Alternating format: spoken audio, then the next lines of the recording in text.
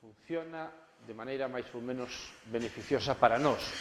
Decíamos que son baterías, que son pilas, e polo tanto, se lle metemos corriente eléctrica ao noso cerebro, o noso cerebro vai a interpretar como información. E cando vos decía antes que se fan cousas fantásticas que hai uns anos non se podían facer, isto que tedes aquí é unha radiografía da cabeza de un señor, e como podedes ver, aquí dentro ten dous electrodos metidos dentro do seu cerebro que están xenerando pequenas descargas eléctricas. Este señor é un enfermo de Parkinson, que sabedes que o Parkinson provoca uns trastornos motores importantes, provoca temblores, rigidez, problemas para moverse moi grandes. Pois resulta que a causa da enfermedade de Parkinson está nos núcleos ou nos ganglios da base, que son unhas estruturas que están situadas por aquí, no medio e medio do cerebro. Se se colocan estes electrodos aí dentro e se xeneran uns estímulos eléctricos de maneira máis ou menos adecuada, pois resulta que os síntomas do Parkinson son capaces de revertirse bastante. E vou poñer un vídeo que seguro que vos vai impresionar. Este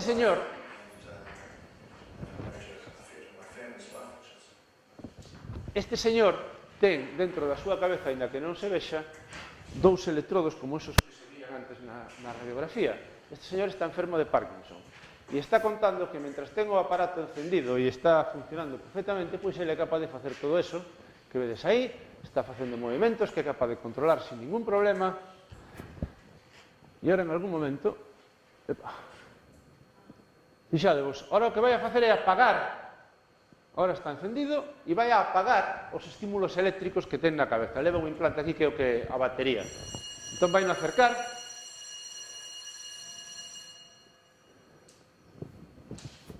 E fixadevos o que pasa nada máis apagar o aparato que leva na cabeza. Pero supoño todos os que teníamos acercar? Non. E supoño a xente que está como este señor que xa non responde aos tratamentos e que a vida deste señor sería así. Mira para o vídeo, a vida deste home sería así. E vai a peor. O vídeo sigue. Eses movimentos non os está facendo porque el queira, Eses movimentos os está facendo porque non pode parar.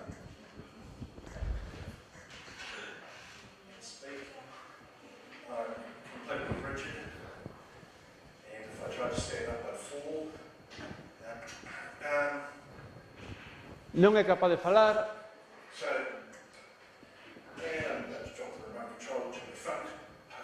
E agora vai encender outra vez o aparato.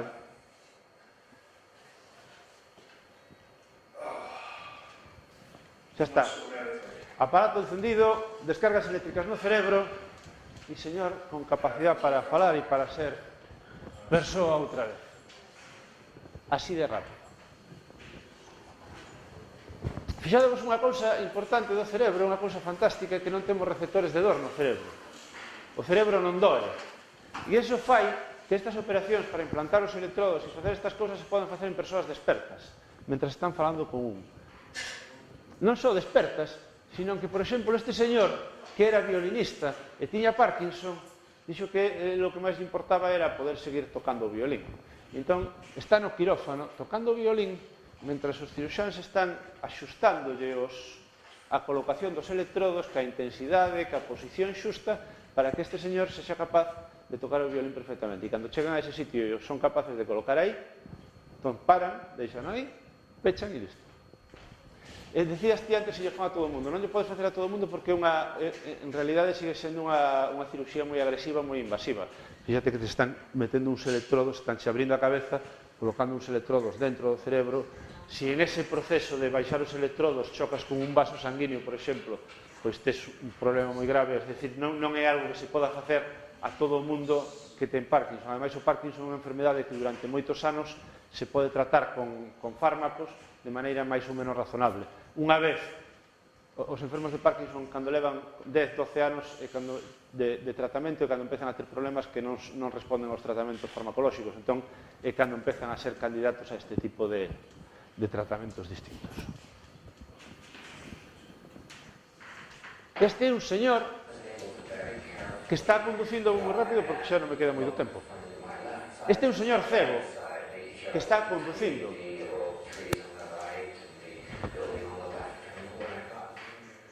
Non é que que sexa capaz de conducir por unha autopista, pero é capaz de conducir por un parque máis ou menos vacío, é capaz de decir que a dereita darse conta, hasta sabe ir marcha atrás, é capaz de darse conta que por aquí hai árboles, que cando chega ao final hai unha casa e que ten que frenar porque senón se vai nafrar.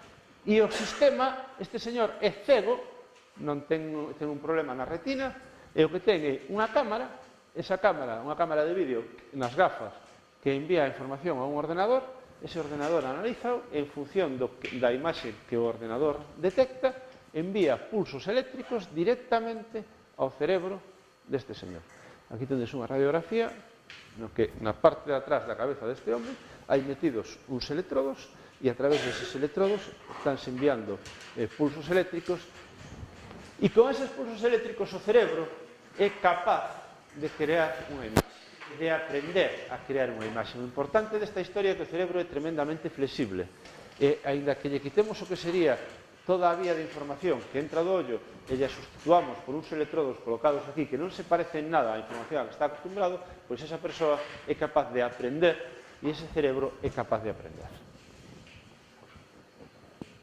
Pero hai cousas máis fáciles de facer e menos agresivas e que xa se están facendo.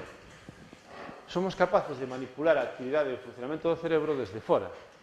Isto que vedes aquí son uns electrodos que pasan unha corriente continua entre dous puntos. Aquí tedes un sistema un pouco máis de diseño. Como o cerebro funciona con corriente eléctrica, se nos aplicamos corriente eléctrica e somos capaces de facer que esa corrente atravese o oso e chegue ao noso cerebro, vamos a ser capaces de modificar a actividade das neuronas que hai debaixo. E somos capaces xa de modificar, de aumentar ou de disminuir a actividade das neuronas das zonas que temos debaixo dos electrodos. E este cacharro que tedes aquí véndese en internet con publicidade para mellorar as marcas dos videoxogos. Se decide que un é capaz de aumentar a súa mellor marca, de mellorar a súa mellor marca en non sei que videoxogo, se pon este aparato mentre o está facendo, porque aumenta a concentración e aumenta a carga.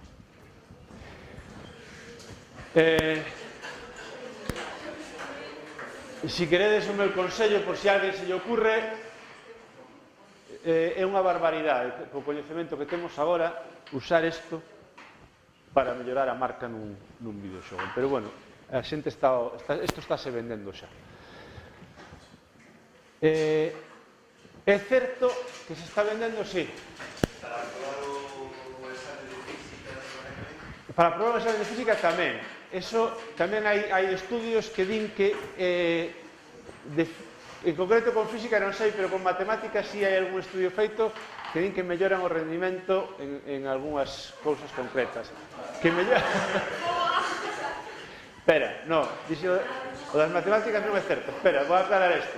Hai estudios feitos que din que colocándose este aparato en determinadas zonas do cerebro eres capaz de mellorar a memoria, eres capaz de mellorar a atención e eres capaz de mellorar a concentración. O cal, evidentemente, vai por aí. Sin embargo, e ora, esta é a historia, por eso vos digo que eu non o recomendo co que sabemos hasta agora, porque a cousa é que o cerebro está todo conectado e que ti mellores unha parte ou mellores o funcionamento de algo non significa que non lle afecta ao resto, e ao mellor estás consumindo recursos que están prexudicando outras partes do cerebro. A historia é, e por poñelo así clara nun exemplo, que as matemáticas, hai un estudio, hai xente que ten fobia ás matemáticas, que se ti dices cantos son 4 máis 7, para decir 11 tardan como 4 segundos, cando o normal é que unha persoa o diga en menos de un segundo, porque son sumas moi fáciles, vale? Bueno, pois resulta que estas persoas que teñen fobia ás matemáticas, se ti lle colocas un casco destos no sitio que se ten que colocar, que se é outra, isto non se coloca así e xa está, sino que hai zonas para cada cousa, se lle colocas este casco, resulta que esas persoas melloran moitísimo a resolución de problemas matemáticos. Sin embargo, se lle colocamos a unha persoa normal que non ten ningún problema, empeora. A nadie se lle ocurre tomar un antibiótico cando non está enfermo, verdad? As pastillas son boas, un vai á farmacia, se me doi algo, vou á farmacia e tomo un antiinflamatorio. Pero se non teño inflamación, vou á farmacia, tomo un antiinflamatorio e non se me desinflama nada. Pois isto é igual. Se hai un problema, pódese tratar, pero se o sistema está funcionando ben, podemos conseguir o contrario do que esperábamos.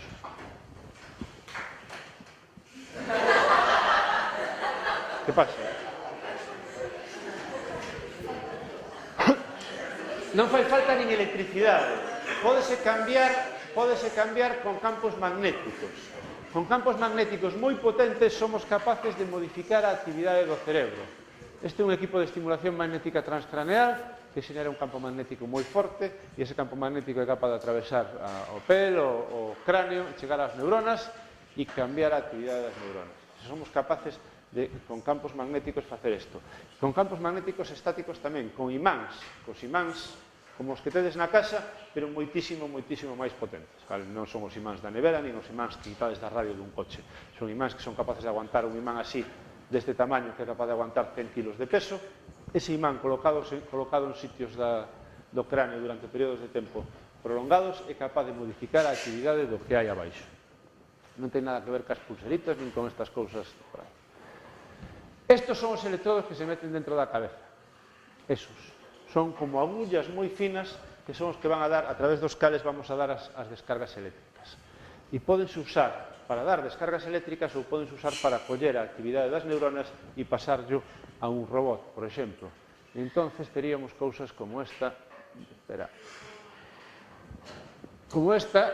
na que esta man está movéndose porque este señor que está nunha silla de rodas ten uns electrodos metidos dentro da cabeza e eses electrodos, co pensamento, están movendo esta man.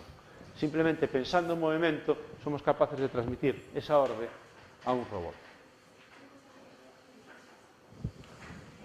Esta é outra señora, ves, aquí temos as conexións, donde se llevai esos implantes, chegan hasta o cerebro, ten esas agullas que veíades antes aí metidas, e estos son os conectores, conéctanse, e simplemente analizando a actividade eléctrica das neuronas, esta señora que non é capaz de mover nada do pescozo cara abaixo, pois é capaz de mover co pensamento este brazo robótico que lle permite, bueno, pois, coller cousas, como ides ver. Como vos decía, o cerebro é plástico, ten que aprender. Isto non é así, o primeiro día que un chega e lle colocan estes cacharros e di, ala, bueno, xa está, vou a mover o brazo, non. Sino que leva un aprendizaxe de semanas, incluso meses, para ser capaz de facer todas estas cousas. E despois de facer todo isto, pois podes imaginar esta persoa sendo capaz de coller un vaso, de comer, de beber, de facer cousas de ese tipo. Ou incluso de mover un rato nun ordenador, que nos tempos que vivimos hoxe, para unha persoa como esta, con estes problemas de mobilidade, estar conectada a un ordenador con conexión a internet suponlle estar conectada con todo o mundo, mentres que ata agora era unha persoa que estaba totalmente illada.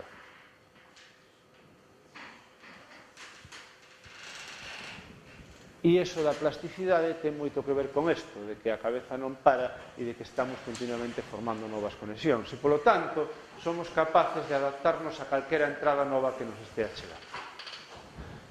E son as 11:30, vos tenéis que ir ao recreo, non?